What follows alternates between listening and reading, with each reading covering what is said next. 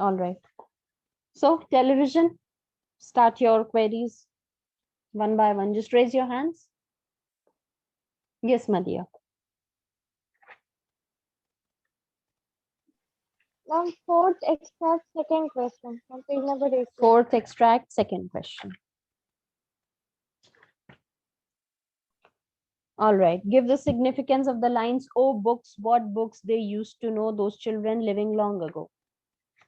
This, see? All right. He's talking about the books. He has shifted from talking about the television to talking about the books.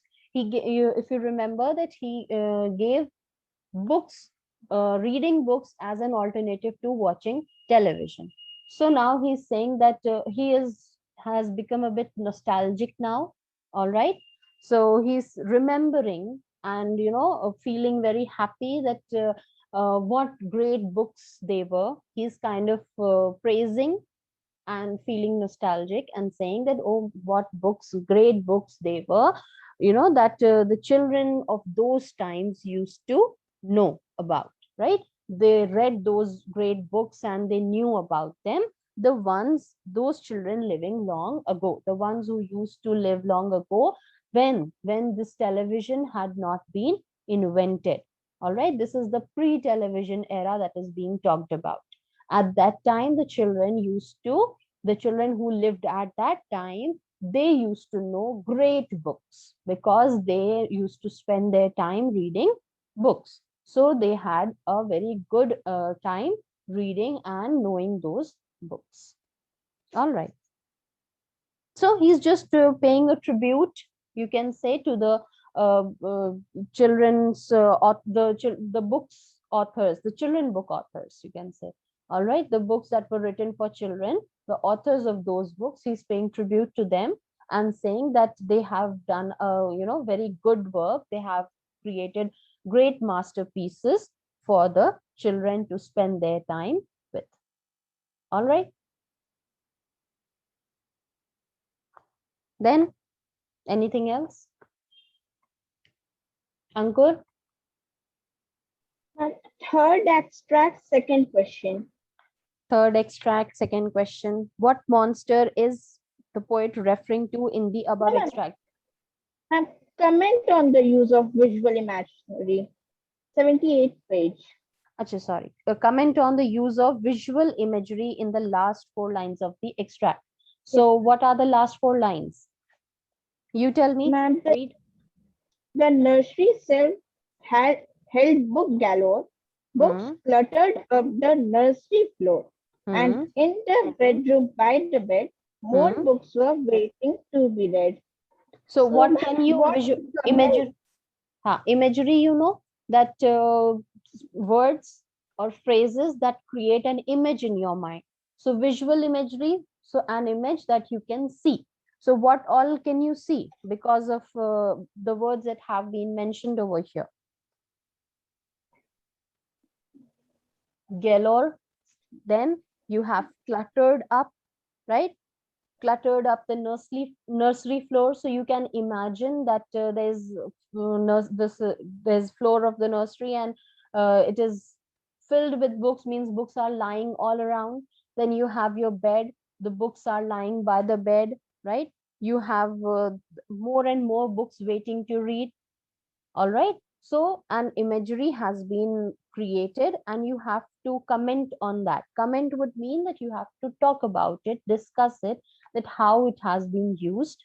All right, how the imagery has been used. So we can say that the poet makes the parents recall their own childhood. Why? Because when the parents of this time were children, at that time television was not there and they had to read books, and that was a very glorious time, very beautiful time according to the poet. And he says that he asks the parents to recall their childhood and the time when the children used to spend their time with by reading books. So he says that at that time books were found everywhere in the house. If you see the nursery, the books were lying all around. If you go to the bedroom, the books were lying by the bed on the children's bed, and there were a lot more books kept to be read after these were finished. Lying on the bed and on the nursery floor would mean that these are being currently read. All right, someone must have, the children must have read it and left it there. All right, they are children, they're not going to go and place it back on the shelf. So they were reading and they have left it like that on the floor and on the bed. And there are some more books kept that to be read after they finish these. So it is, fine. This imagery has been created. So you just have to discuss it, right? Understood? Thank you, ma'am. All right. Then, Anjali.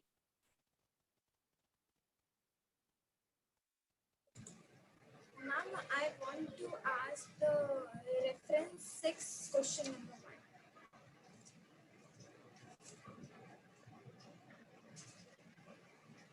What will they start? How does the poet feel about it? Which words tell you so? Right? So, what will they start? Ma'am, I'm a bit confused in how does poet feel about it, that part.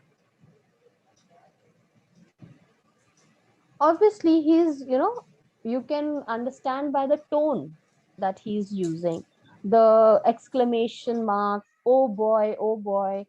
So he's very excited, right? He is very excited. He's very positive about the thought that once the children will start reading the books, they are going to really like it, and they would love, eventually fall in love with these books. All right, they would love to read eventually. Fine. So he is very excited, his heart is filled with joy, and he is very positive about the thought that, and he believes it, that once the children start reading books, they will know the joy of reading books, and they will love these books, and they will love reading these books. All right. Ma'am, and the words which tells about us regarding these feelings of the poet, what were the words? Words that tell you so. All right. So I said, like, the slowly growing joy, all right, that fills their hearts, then they grow so keen, right? All these words are telling you that this growing joy, grow so this keen. oh boy, the chemistry Yes, mark. so all these words are telling you that he feels, very positive about it, he feels very happy about it.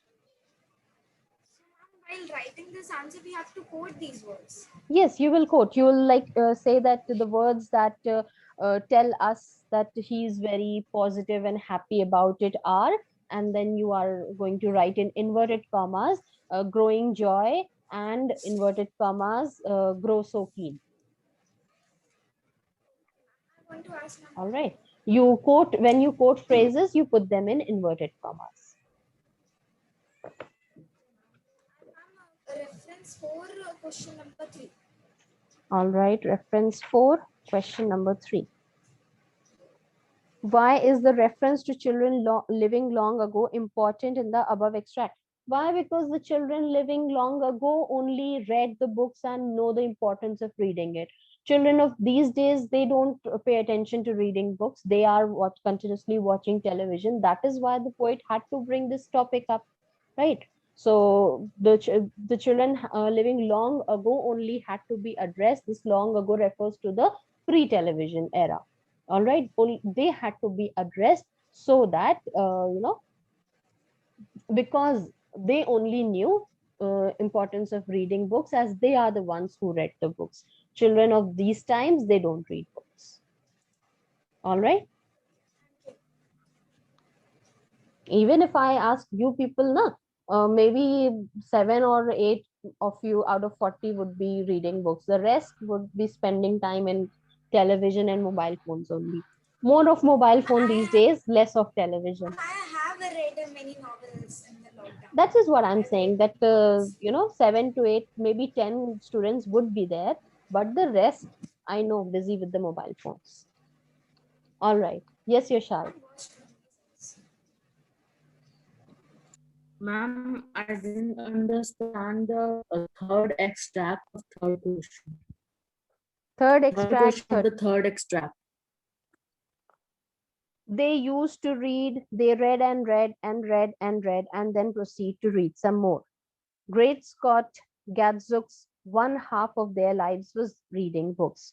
What do these lines indicate about the style of the poem? So, style of the poem, two things that you are there that you can talk about over here. One is repetition, the other is typography. He has been repeating the word read, all right. So it is there now that they used to read, they would read and read and read and read, then proceed to read some more. So he is emphasizing how much the children of those times loved reading books. So he is repeating. Then the other thing that can be talked about is typography, to bring out the wonderful effect of what he's saying. He has used all these dots, he has capitalized the word read, right? He has used exclamations. So all these things he had made use of to glorify his content, to bring out his emotions.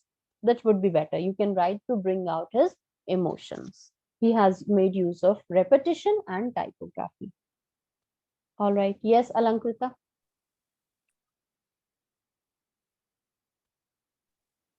Ma'am, second extract, fifth question. What is the meaning of critical? What Critical does it means emphasize? that I he didn't is not understand. approving of it. All right, over here, do you think Dell is critical of television? In the lines above, give reason for your answer. So yes, he is critical. Why? Because he is talking about only the negative effects of television. He did not talk about any of the positive aspect. He just mentioned one thing, that yes, the children are busy while watching television and you get the time to do your household chores. But then again he said but, and then listed a lots of effects, and he says that at what cost are you doing this, right? So we can say that he's not approving of it, and he's critical of the television. Why? Because he is talking about all the negative effects only of the television. Yes, Shambhavi. Ma'am, I want to ask from reference 4 first question. Which figure of speech? In page Which number figure 18. of speech has been synecdoche? I talked about it. Do you remember? I made you write the definition. I explained it. He is saying now the ones had Beatrix Potter. So Beatrix Potter over here means all the works of Beatrix Potter, all the stories, all the poems, everything, all the novels, whatever he has written, all the works of Beatrix Potter are indicated by this word, just the word Beatrix Potter. All right, so synecdoche has been used because you can give the complete explanation that I just told you. Then you have to give an example of the rhyming scheme in the extract. So rhyming scheme would be Potter Rotter, that is AA, Bland and BB, Hump Rump, CC, Soul Mole, DD, No Ago, CC, Pray Away, FF, Install Wall, GG. So it would be AA, BB, CC, DD, EE, FF, GG. All right. For this particular extract, you have to give. So you can give for this particular extract like this. Make sure that you write all the alphabets in small. When you write the rhyming scheme, all the alphabets are always small. So you write AA, then comma, then BB, then comma, and then up till G. All right. Thank you, ma'am. Yes, Madiha. Madiha, switch on your video first. Geshna, you ask. Ma'am, extract number 6, second question.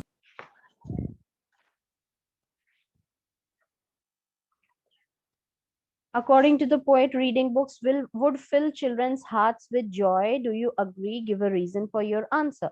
No, ma'am, Same thing. second, ma'am. Second, this is the second one. Is it different in your book? Read out the question. Yes, ma'am. Give disadvantages of watching television as stated in the extract. All right. I have this question as question number 5 in my book. Give the negative aspects of watching television as stated in the extract. Fine, no problem. So you can list, the poet has given you a long list. So you can take up any of the points from there. You can take maybe 3 to 4 points, right? You can say that, But it is asking from in this extract, ma'am. so take the points that have been mentioned in this extract. It is saying that it is a ridiculous machine. It is nauseating. It is foul. It is unclean. It is repulsive. So foul, unclean, I told you, talks about the content according to the morality, that it is unclean would mean that it is immoral. The content that is shown on television is immoral, right? Then it is nauseating. That is when you watch too much of television, you get dizziness and nausea, right? You must have experienced it. If you watch maybe continuously for 3 to 4 hours, you feel a bit dizziness. So he is talking about that this television, it is a ridiculous thing. Why? Because it does not show any proper content. Then it causes nausea and dizziness by watching for too long. Then it what else was there? Yes, it shows content that is morally unclean. All right. And yes, that is all. Fine. Thank you, ma'am. Yes, Yashar. Ma'am, question number 4 of the 6th extract. 4 of the 6th extract. How, according to the poet, can the children benefit from reading books? So, how can they benefit? He has given a lot of things. That it's, first of all, it is going to, the most important thing is that it is going to fill the children's heart with joy, right? And then it is going to improve their ability to think, imagine, all right. And they are going to experience the world of fantasy, right? All these things, they will be able to imagine the fairyland and the fantasy world, everything, right? You have the answers in the poem itself. You just have to take notes when you are reading the poem. Take down the important notes and you can form all of the answers from the poem itself. All right. Yes, Madhya.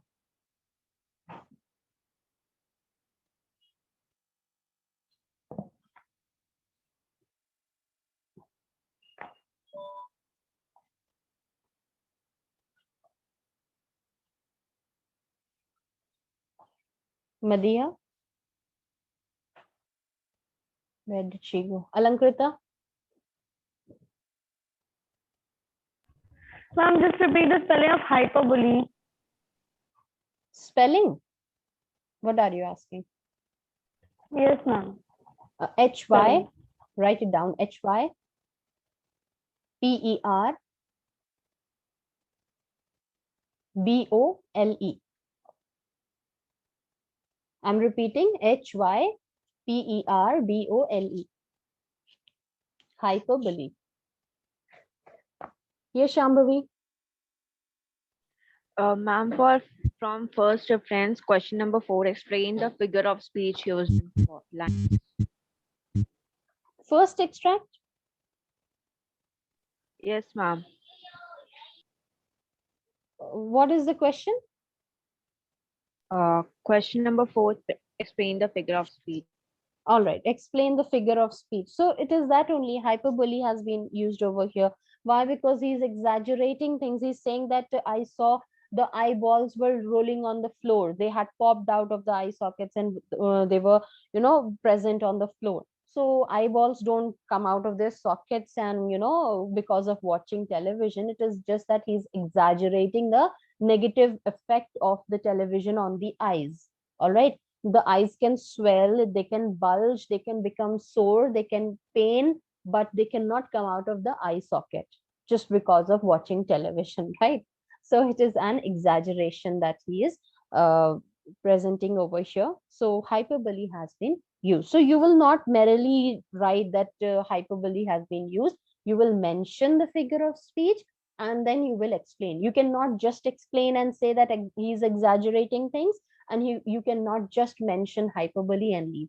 You have to mention the name of the figure of speech, that this has been used, the complete sentence, and then you're going to explain that as he's exaggerating things, and ice balls cannot come out of the sockets by merely watching television. They can pain, they can get sore. He is exaggerating to bring out the negative effect of the television on the eyes. Yes, Vanshika. Yes, ma'am.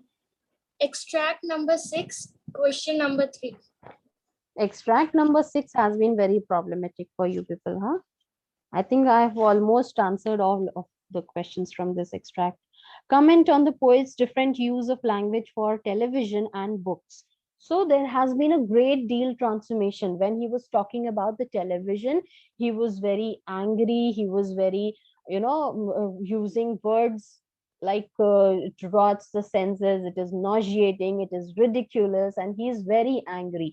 He has written all the sentences in bold letters to indicate that how he is speaking. He is spoken, spoken a word and then paused and then spoken by indicating all these by the dots and hyphens and all, right? So he had brought out his anger by using the appropriate words and by using an angry and sarcastic language. Write it down that while talking about the television, he has used the appropriate words and an angry and sarcastic language or tone.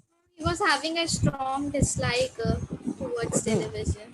Yes, he was presenting his strong dislike towards the television. While talking about the books, And sarcastic too. sarcastic, angry and sarcastic. But while talking about the books, he uses an easy, delightful tone. All right. And a cheerful language. All right. Delightful or cheerful language, an easy tone he has been using, and the words are appropriate to the context once again. Now he uses words like, it fills the heart with pleasure, right?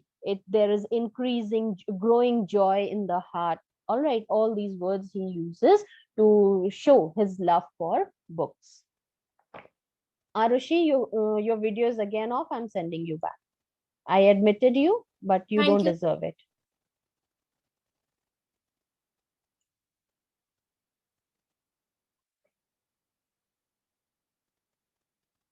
All right, anything else? Done, no problems now. So television has been sorted. All right, good.